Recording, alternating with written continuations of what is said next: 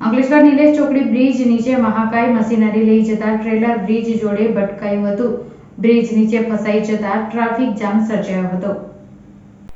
અંકલેશ્વરમાંથી પસાર થતા national highway number 48 ઉપર જૂના હાઈવે 8 પ્રતિન ચોકડી અને જીઆઈડીસીને જોડતા પ્રતિન ઓવરબ્રિજ નીચે નિલેશ ચોકડી ઉપર 5 વર્ષ બાદ પુનઃ મહાકાય મશીનરી લઈ જતા ટ્રેલર ભટકાયું હોવાની ઘટના સામે આવી છે.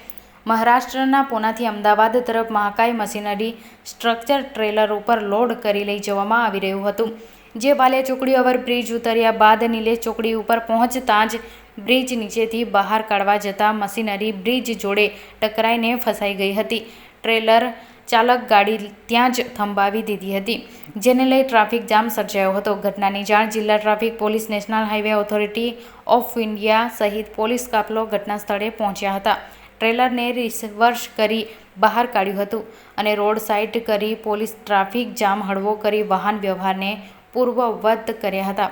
અંતે ઉલ્લેખનીય છે કે 5 વર્ષ પૂર્વ બ્રિજ જોડે એક જ વર્ષમાં 2 વાર મહાકાય મશીનરી લઈ જતા વાહનો ભટકાતા બ્રિજ ક્ષતિગ્રસ્ત બનતા બંધો કરવા પડ્યા છે અને 6 મહિના ઉપરાંત બંધ રહ્યા બાદ તેને રિપેર કરી ચાલુ કર્યો હતો.